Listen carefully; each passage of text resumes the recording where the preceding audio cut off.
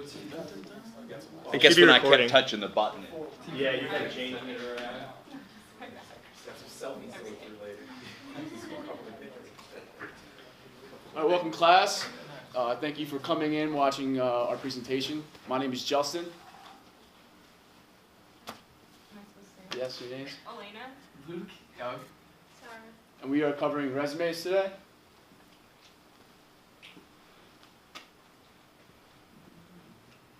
All right, so what I'll be talking about today is the history of a resume and what is a resume. Hopefully everyone here does have a resume. We are seniors. We have gone to job fairs. We have gone through interviews, and hopefully you guys should have a resume.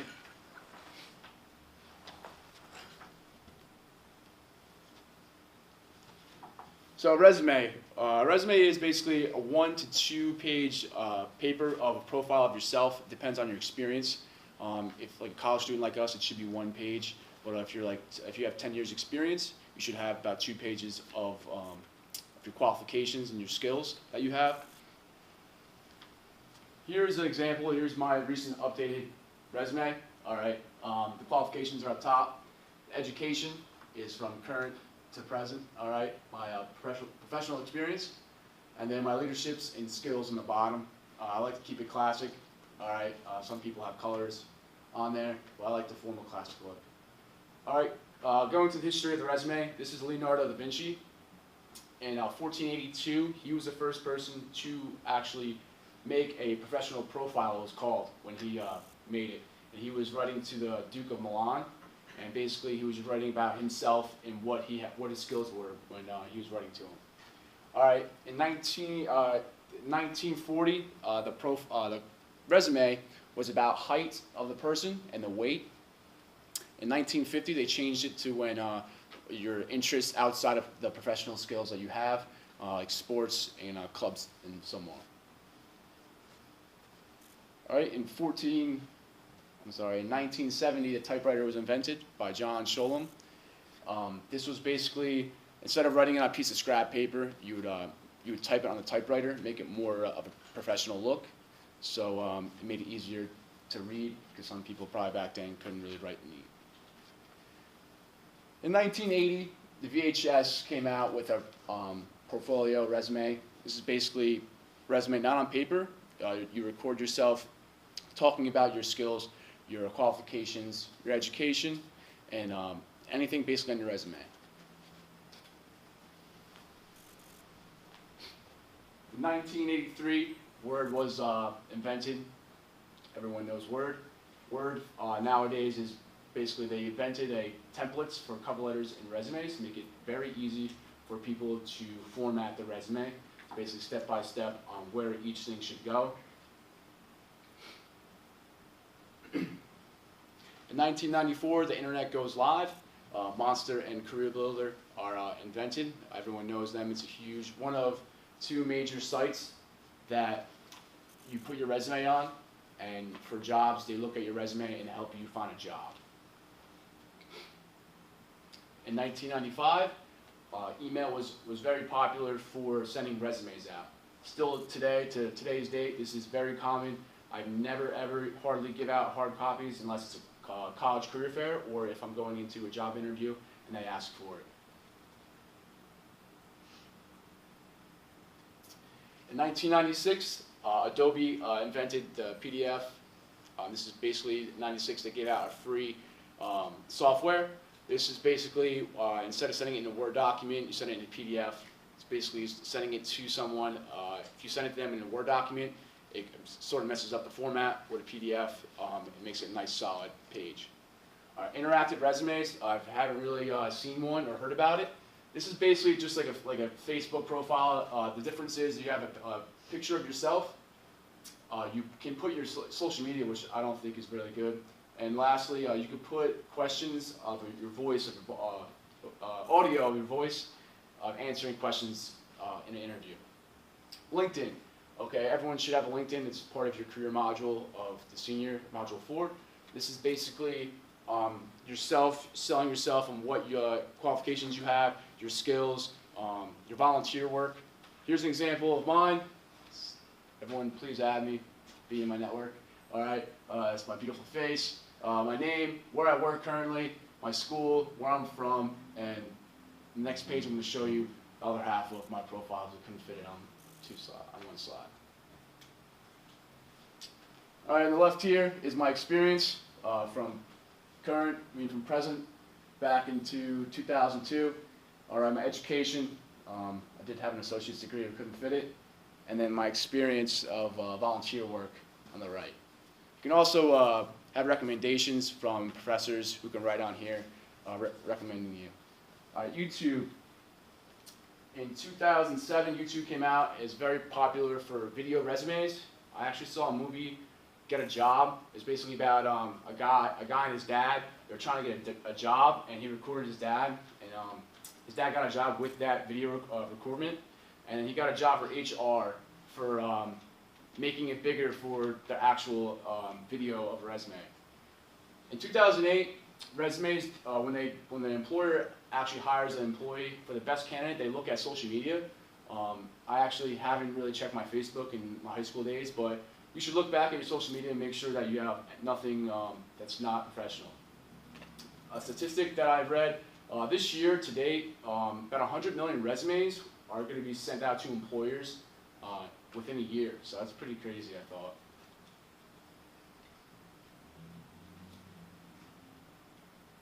And then just to recap, I talked about what is a resume, the history of a resume, the typewriter, and how it made it more professional and not scrappy, YouTube of the video resumes, your LinkedIn, which you should have, and make sure you add me to your network. And I'm going to hand it off to Doug. He's going to talk about what to put on a resume. Thanks, Justin.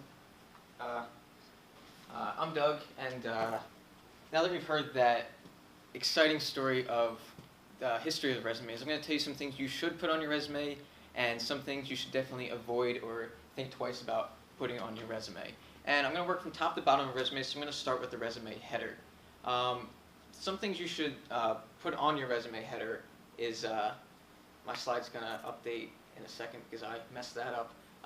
So something you should definitely have on your resume header is your name, obviously, your address, so they know where you're coming from, your email, and your phone number. You want to stick to one phone number and a professional email. And then one thing people are doing today is putting their LinkedIn profile on the header of the resume. Personally, I don't do that. I think that's a little too I think I'm a little out of touch there, but it definitely shows the employer that it's up to date and it's ready to be looked at. It helps them find it because they're going to look at it anyway.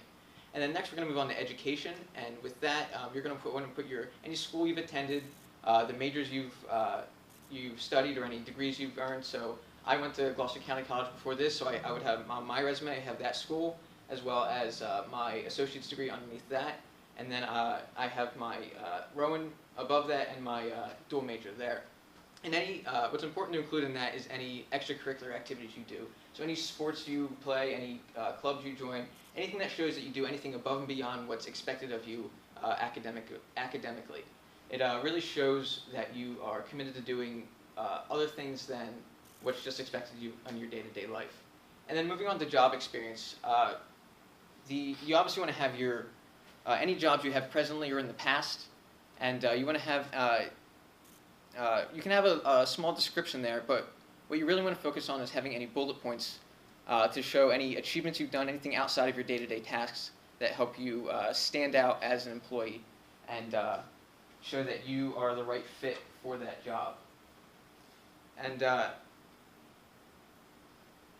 you want to, like I said, just make sure it's all bullet points and anything that helps you show that you're the right fit. And then we're going to move on to interests and hobbies. And I personally don't do any interests and hobbies on my resume. I think it's a little too personal, a little irrelevant, and I don't want to waste the recruiter or my time. But if you are missing some space on your employment section or your education section, it's a good space filler. It helps to fill up your resume. But like I said, you want to make sure it's all relevant information and it's not going to waste anybody's time. That's really important there, that you don't want to waste anybody's time. And then after that, we're going to move on to any skills. What most of the skills are going to be are typically going to be computer software programs that you're fluent in or understand. So with Microsoft Office, a lot of us, or we should all have that on there. You want to list Word, Excel, PowerPoint, Access, any of those programs listed out that you know how to use. And any ATS systems you know, if it's an accounting or payroll position, you want to have QuickBooks. And like I said before, just make sure it's all relevant information.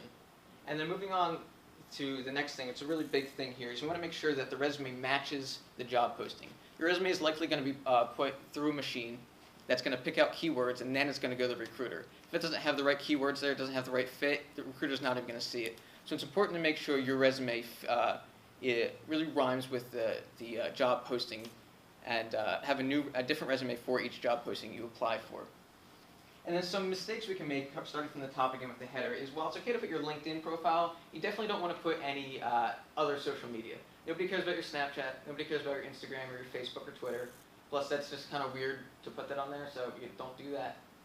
And then moving down to education, if you have a 3.0 or plus, put that on there. But if you don't have a 3.0 or above, get one, or just don't put it on there. And then your high school, if you're in college, you don't need your high school on there. If you completed college, you definitely don't need your high school on there. But if any of you are planning on dropping out of college, you should keep your high school on there so they know how far you've gotten. And then for your career experience, you want to make sure it's all accurate information. Otherwise, true. Don't lie on your resume, because they're going to find out. Plus, that's just plain immoral, and you shouldn't do that. And in addition to that, you want to, for the interest and hobbies, once again, you want to make sure that's relevant. If you know how to golf, that's great. The employer doesn't care. If you know how to fish, that's wonderful. Again, the employer doesn't care. If it's a fishing or golfing job, include that. But for anything outside of that, make sure it's all relevant, or just don't include that at all. And then for the skills, like I said before, make sure that's relevant information. If the job doesn't include any accounting or payroll information, you don't need to put that you know how to use QuickBooks or any of that kind of software. If the job wants you to know how to use PeopleSoft, but you know how to use iCIMS and not PeopleSoft, you don't need to put that you know how to use iCIMS. The job doesn't care. It's got to be relevant. And then the big one here is the spelling and the grammar. If you don't get that right, you're not going to get the job. It makes you look dumb if you spell things wrong, and nobody wants to hire somebody that's dumb. If you're not going to get points for spelling right, but you're going to lose a lot of points if you don't spell right. And then from my personal experience, I actually had Dr. Casper last semester, and he basically gave this same lecture in what to put on the resume, what not to put on the resume, take the high school off of there, make sure it's all relevant, make sure it matches the job posting, and write a new resume for each job posting. So I took that lecture, I went home, and I went line by line, and I revised my resume. And I took my high school out of there. I put the words dual major under my education section. I cut out some irrelevant skills, put in some relevant ones. And then the next day I actually sent that into a recruiter, and that afternoon I got a call. I did a quick phone interview, and then I scheduled an in-person interview later that day. And so what's important is that this stuff works. The things that you put on here, it works. The things that you keep off of there, it works that they're not on there. And now that we have all this information, I'm going to hand it over to Sarah, who's going to tell you how to format all of it. Thank you. So I'm Sarah Ferry. I'm going to talk to you about how to format a resume. I know you guys are super excited about this. You're on the edge of your seats, but try and contain yourselves, because I got to kind of focus. But so for the overview of what I'm going to talk about, I'm going to talk about the format types, some headlines that you could use, some fonts you could use, the styles that you can have, tips, and then my personal experience is what I'm going to talk about last. So just a reminder for you guys, before you pick a format, always brainstorm your accomplishments first. Have a nice list of that, and then this way you have something to talk about in the interview also, because you're not going to use all those accomplishments that you have. And then you want to order them by job description, keep them in bullets, and then you guys can pick a format. So the first type I'm going to talk about is chronological. Now this is the most common, and it's where you have your work history in reverse chronological order. So the most recent job is going to go first, and then you're going to continue. And this is kind of how you show your promotions or your upward mobility. And then the next is functional. So this is kind of focusing on your skills.